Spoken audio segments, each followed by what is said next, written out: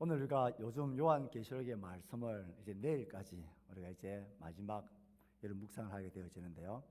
이 계시록의 말씀을 우리가 묵상하고 또 오늘 같은 이런 찬양을 마라나타라는 찬양을 부르고 밤이 다시 없겠거란 이런 찬양을 부르면 막 가슴이 쿵쿵거리고 막 뛰지 않습니까? 12사람만 거기 그때 그 사람들만 젊은이들이 정말 우리의 현실, 우리의 실제가 곧 그렇게 될 겁니다. 그날 꿈꾸며 살아가는 우리 모두가 되기를 축복합니다. 읽었던 21장 9절부터 22장 5절까지는 새 예루살렘의 환상입니다. 천사가 오라, 내가 신부 곧 어린 양의 아내를 내게 보이리라. 하늘에서 내려오는 거룩한 성 예루살렘이 보이니. 우리가 천국을 생각하고 예루살렘을 생각할 때에 이렇게 진짜 성곽으로 이 성을 그린 큰 그림을 우리가 상상할 수 있지만 실제로는 하늘에서 내려오는 거룩한 성 예루살렘은 신부 곧 어린 양의 아내를 내게 보이리라. 신랑 되신 예수님과 만나게 되는 신부된 교회, 어린 양의 아내 된 신부들의 공동체된 교회 공동체의 그 아름답고 영화로운 모습을 성경은 우리에게 이런 상징으로, 이런 모양으로 우리에게 설명을 해주고 있습니다. 도입부가 나오고요, 외부의 모습 그리고 내부의 모습이 어떻는지, 그리고 그 안에서의 삶이 어떤 삶인지에 관해서 21장 9절부터 22장 5절까지 쭉 이야기를 해주고 있습니다. 외부의 모습을 보면 그 성의 11장 11절 14절에서부터 보면 성의 빛, 성곽, 성의 12문 그리고 12기초수에 관해서 이야기를 해 줍니다. 그 빛이 너무 빛나서 빛이 귀한 보석 같고 벽과 수정처럼 맑더라. 예루살렘 성이 빛의 성으로, 빛이 가득한 그런 성으로 성경 우리에게 묘사를 해주고 있습니다. 성곽의 크기를 측량합니다. 그리고 그 성곽과 12기초석과 12문의 재료가 어떤 것이 서 있는지를 성경은 쭉 기록을 하고 있습니다. 특별히 11절에서 14절까지 그 새 예루살렘의 특징들을 우리가 보면 그 성의 빛, 성곽, 성의 12문 그리고 기초석에 관한 그 말씀들을 가만히 보고 있으면 그 새 예루살렘, 그 영화롭고 아름다운 모습을 우리에게 알 수 있습니다. 우선은 온통 하나님의 영광의 빛으로 가득한 그런 성입니다. 그 성에 하나님의 영광의 빛이 가득하게 비칩니다. 빛이 비친다. 여러분, 우리나라가 아니고 이 지구상에 태양빛이 사라지면 어떤 일이 생길까요? 살 수 있을까요? 못 살까요? 빛이 없으면 살 수 없습니다. 빛은 모든 생명의 근원입니다. 하나님 나라는 어떤 곳이냐? 우리가 거하게 될 영광스러운 우리의 진짜 정체성, 우리의 영원한 구원은 어떻게 될 거냐? 그것은 빛이 가득한 곳입니다. 하나님의 영광의 빛이 가득하다는 말 그냥 밝다는 게 아니라 하나님으로부터 오는 모든 생명을 아무 제한 없이 제약 없이 우리가 마음껏 누리는 그 하나님이 처음 우리를 창조하셨을 때에 의도하셨던 그 영화로운 생명의 빛 아래 우리가 헤함도 없고 뭔가 제약 없이 그 영광의 빛 아래 가득 찬 그런 모습으로 우리가 된다라는 것입니다. 빛이 가득하다는 말은 그 하나님의 영광의 빛으로 우리가 완전한 생명을 누리며 산다는 것입니다. 그 성곽이 크고 높다라고 이야기합니다. 하나님 나라는 크고 높고 모든 하나님의 백성들이 한 사람도 여유 없이 누릴 수 있는, 그리고 크고 높기 때문에 안전합니다. 어떤 해함도 고통도 손댈 수 없는 그 영원함과 충분히 우리가 함께 할 수 있는, 그리고 참 안전한 그런 모습으로 묘사합니다. 12지파의 이름을 써놓은 12문이 있습니다. 12사도의 이름이 새겨진 12기초석이 있습니다. 이 말씀을 보면 10이라는 숫자가 계속해서 반복해서 쓰이고 있는 것을 알게 됩니다. 12는 사도의 이름이든 기초석의 이름이든 12문의 이름이든 이 12는 언제나 구약시대의 하나님의 백성인 구약의 교회와 신약시대의 12제자로 제사로 구약의 12지파로 표현되어지는 그 신약의 하나님의 모든 교회 공동체를 통틀어서 일컫는 신구약의 역사의 모든 하나님의 백성들을 지칭하고 상징하는 것이 이 12, 그리고 12 곱하기 12, 144, 14만 4천 다 그와 같은 의미들입니다. 그러니 하나님의 모든 백성들이 함께 영원히 안전하고 하나님의 영광스러움 가운데서 살아가는 그런 곳이라는 거죠. 그래서 10이라는 숫자가 계속해서 반복되어져 있습니다. 그 나라가 어떻게 생겼느냐? 그 성은 이 성경을 보면 정육면체의 모양으로 되어져 있습니다. 각 변이 12,000 스타디움. 저 체육관을, 저 잠실 체육관, 잠실 주 경기장을 뭐라고 말합니까? 잠실 스타디움. 그 스타디움이 이겁니다. 이 스타디움. 1스타디움이 192m거든요. 그래서 12,000 스타디움을 계산해 보면 물리적으로 성경에 기록되어진 이 하나님 나라 예루살렘 성을 크기로 이야기하면 한 변이 192m 곱하기 12,000이니까 한 면이 2,300km 정도 됩니다. 그리고 2,300km 되는 정육면체의 그런 모양으로 되어져 있다라는 거예요. 이 변이 모두 똑같은 것은 그 영광이 모두에게 동일하고 가득 차 있다는 것입니다. 우리 장로님이 이걸 숫자로 계산해 보니까 물리학적으로 수치를 계산해 보니까 지구의 크기를 비교해 보니까 지구의 크기보다 몇 배? 한 10배 정도 큰 성으로 묘사를 하고 있다. 그걸 알 수 있습니다. 그러니 그 성은 하나님의 백성들이 충분히 모두 갈 수 있는 아름답고 완전하고 영화롭고 정말 풍성한 것입니다. 문, 기초석, 성의 크기, 성곽들이 그렇게 기록이 되어져 있습니다. 여러분 쭉 기록되어 있는 보석 중에 집에 있는 보석이 몇 개나 있습니까? 홍노석 이름이 어떻게 생긴 겁니까? 빛이색은 어떤 거요? 하나 알겠는 것은 자수정, 수정은 어떤 건지 알겠습니다. 그래서 기록되어 있는 이 모든 보석들 보지도 못하고 알지도 못하는 이런 단어들이 있나 싶은 보석들로 쫙 기록되어 있습니다. 그렇다면 실제로 하나님 나라 그 새 예루살렘에 가면 정말 그렇게 되어 있다는 걸까요? 이 땅에서 우리가 좋은 것, 귀하고 아름다운 것, 빛나는 것, 그것의 최고의 상징, 최고의 가치가 이런 보석들입니다. 그래서 우리가 보석들을 다 좋아하잖아요. 집에 하나씩 보석은 다 있죠. 그런 보석 없으면 말을 하지 마세요. 그런 보석들이 다 있는 거예요. 이 땅에 가장 아름답고 멋지고 좋은 보석들, 더 이상의 묘사할 게 없는 그런 좋은 것으로 그 성이 이렇게 영광스럽다는 거예요. 어느 한 성도가 꾸미는 이야기입니다.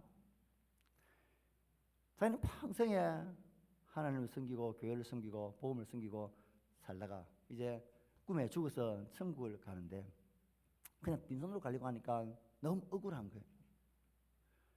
다른 사람은 이 땅에서 많은 금은 부귀를 누리고 살았는데 자기는 그런 것들 다 복음을 위해서 쓰고 이렇게 살아가 뭐 가져갈 게 없어서 너무 억울해가지고 꿈에 말도 안 되는 이야기지만 내가 하나님 나라 갈 때 너무 억울해서 안 되겠다고 이 보석들 좀 사가게 해달라고 하도 땡깡을 부리니까 하나님 알았다 그러면 네 하나님 나라 올 때에 네 모든 돈을 금으로 다 바꿔서 들고 온나 그랬어요. 신이 나가지고 이 사람이 죽었어. 모든 보화를 금으로 다 바꿔가지고 딱 둘을 메고 이제 천국 문으로 딱 들어갔어요. 천국 문을 지키는 그 천사가 하도 기가 차가지고 뭐 그리 무거운 걸 끙끙 가지고 옵니까? 그래서 저 1차에서 하나님도 허락을 받아가지고 땡강 부려가지고 내가 하도 억울해서 이 금덩어리로 바꿔가지고 왔다가 그 금덩어리를 펼쳐 보여주는 거예요. 이 문지기가 뭐라 말할게요? 아이고야, 길 포장 재료를 왜 이렇게 많이 들고 왔습니까? 그랬죠. 도로 포장하는 재료를 말라고 이렇게 많이 들고 왔습니까? 그렇게 하더라고요. 정금같이 빛나는 그러니까 그 나라는 우리가 이 땅에서 상상하고 누릴 수 있는 그 영광과 좋음의 극치예요. 더 이상 표현하고 비교할 게 없어서 이렇게 표현하고 이렇게 비교를 해놓은 거예요. 그날이 어떻게 영화롭고 우리가 누릴 영광이 어떤 건지는 상상이 가지를 않습니다. 영광이 극치가 될 겁니다. 또 하나는 그렇게 우리가 신부된 우리들의 모습이 하나님 보기에 그렇게 아름답고 영광스러운 모습으로 우리가 변화되어질 것입니다. 요한일서 3장 2절 3절을 읽어봅시다. 시작.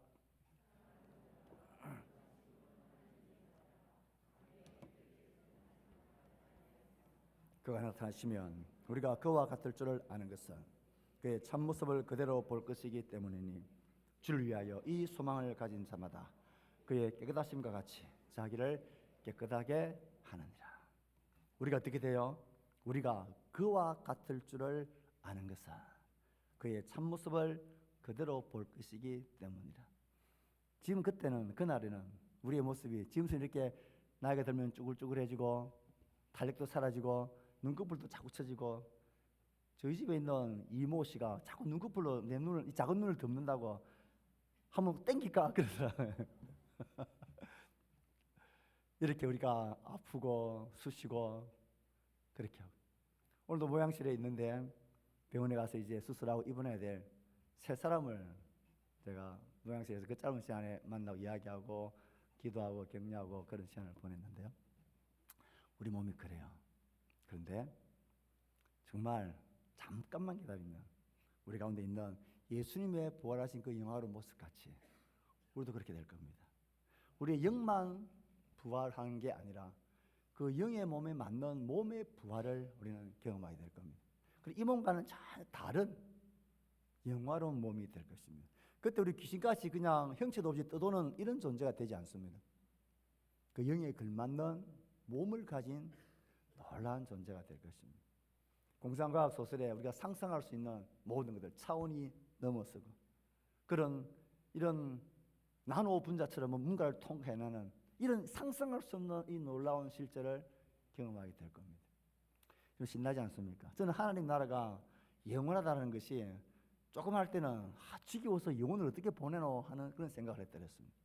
그런데 그날은 너무 신기하고 너무 놀랍고 너무 멋져서 그 영혼이라는 시간이 꼭 필요합니다.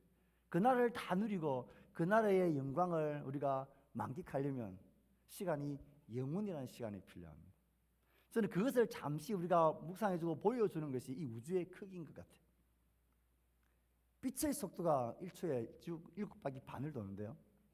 이 빛의 속도로 수십억 년을 가야 돼도 끝이 도달할 수 없는 이 무한한 우주의 크기를 한번 생각해 보십시오.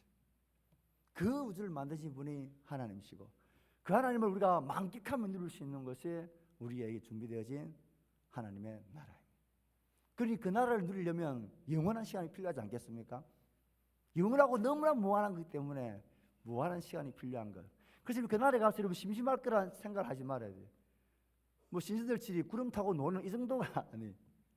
그 나라에는 매일매일이 가슴 뛸 것이고 매일매일이 보람이 있을 거고 매일매일이 감격스러울 거예요. 어떤 모습으로 될지는 모르겠지만 그렇게 되는 나라입니다. 그러니 이 땅에서 이 짧은 100년간의 이 삶을 너무 목을 매지 마십시오. 이 땅의 삶이 진짜고 전부인 것처럼 그렇게 착각하며 살면 되지 않습니다. 저는 그런 생각합니다. 지난주에 우리 어르신 한 분하고 이야기 나누는데 왜 나이가 들면 귀도 잘 안 들리고 잘 보이지도 안 하고 이도 흔들리고 어디 막 어디 가는 게 싫고 그냥 방콕이 제일 좋고 뭐 좋은 게 없고 즐거운 게 없고 막 그래 될까? 여러분 그렇게 안 되고 나이가 들면 들수록 더 건강하고 더 팔팔하고 더 하고 싶은 게 많고 더 보이는 게 많고 더 막 맛있는 게 많으면 하나님 나라를 누가 소망하겠습니까? 그런 게 더 좋은데 우리의 몸이 그렇게 약해지는 것은 이제 이 땅에서 누리는 그런 것들 다 재미없어지게 되는 거예요. 그런 것들이 다 흐려지고 우리의 영이 이 진짜 영원한 것을 주목하고 보게 만드는 하나님의 자비한 손길인 것 같아요. 참 아름답고 멋진 주와 같이 될 것입니다. 21절, 22절, 27절은 새 예루살렘 성의 내부의 모습을 이렇게 이야기합니다. 거기에 뭐가 없어요? 성전이 없습니다. 왜 없을까요? 성전이 없는 게 아니라 성전이 필요가 없습니다. 왜요? 그 성 자체가 하나님이 거하시는 성전이기 때문에, 그 성 자체가 하나님의 지성소이기 때문에, 그러니 있는 그곳 자체가 성전인 거예요. 또 다시 그러니까 또 성전을 만들 필요가 없어요. 거기는 뭐가 필요 없어요? 해와 달의 비침이 쓸데없습니다. 쓸 데가 없어요. 그때는 해의 빛으로, 달의 빛으로 살지 않습니다. 우리의 영과 이 몸의 완전한 부활 속에는 하나님의 가득한 영광의 빛으로 그 빛의 생명을 우리는 살아갑니다. 그러니 해와 달의 비침이 쓸데없습니다. 왕들과 사람들이 영광과 존귀를 가지고 성 안에 들어갈 거다. 이건 서로가 서로의 영광 가운데 서로가 시기하고 다투고 이런 건 아니고 자기의 주어진 아름다운 모습으로 자신의 삶과 기분 감격을 가지고 모두가 자신의 영광 가운데 그 날을 누리게 될 겁니다.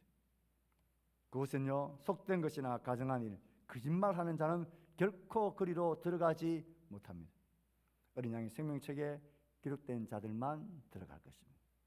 그러니 지금 속되고 가정하고 거짓말하는 것을 좋아하면, 그러면서 나는 천국에 가서 살 거다, 이런 착각을 하는 사람은 빨리 깨어나야 됩니다.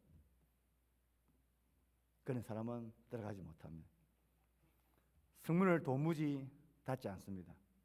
뭐가 없기 때문에요? 거긴 다시 밤이 없습니다. 밤이 없다는 말은 위험한 곳, 해암인 곳, 저주가 있고 고통 있고 서로 막 해치는 이런 위험한 이런 게 없는, 그게 밤이 없다. 밤이 없다. 부모님들이 우리 자녀들이 늦게 집에 들어오면 걱정하죠. 이 자식들이 왜 빨리 안 들어오나? 밤 되면 걱정하잖아요. 왜요? 밤에 무슨 일이 생길지 모르니까. 그런 해암이나 위험한 곳이 아니라는 거예요. 그런 게 그 나라에는 없다라는 거예요. 그리고 22장에 넘어가 보면 그 새 예루살렘에서 누리게 될 복되고 영원한 삶을 이렇게 표현합니다. 그 길 중앙에 뭐가 흘러요? 수정같이 맑은 생명수의 강이 흐른다. 생명수 강이 흐릅니다. 어디서부터 발현되어지는 건가요? 하나님과 및 어린 양의 보좌로부터.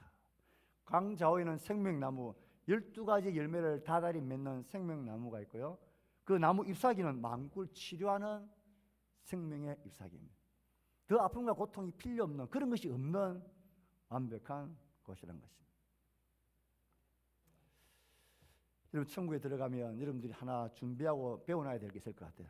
여러분, 수영을 꼭 배우시고 가시기 바랍니다. 네, 못 배우고 갔으면 그 나라에 가서 그냥 강습을 받으세요. 아브라함한테 강습을 받든지 요나한테 강습을 받든지 강습을 받으세요. 그 생수의 강, 생명의 강에서 우리 함께 즐겁게 뛰놀 수 있도록. 마지막에 다시 저주가 없습니다. 어린 양의 보좌가 그 가운데 있고 다시 밤이 없고 등불과 햇빛이 쓸데없습니다. 여러분, 이런 나라가 있다는 게 좋지 않습니까? 이게 우리의 결국이라는 게 기쁘지 않습니까? 저는 감동스럽습니다. 여러분들의 삶이 힘겹고 우리 삶의 고통과 이 한숨과 탄식이 여전히 있지만 이게 우리의 끝이 아닙니다. 잠시 잠깐 후면 오실 리가 오시리니 지체치 아니하십니다. 더 이상 밤이 없고 더 이상 죽음이 없는, 고통이 없는, 눈물 없는 그곳, 우리에게 주어질 영원한 생명입니다. 이 생명을 바라보고 오늘을 사는 여러분 모두가 되기를 주의 말씀으로 축복합니다. 우리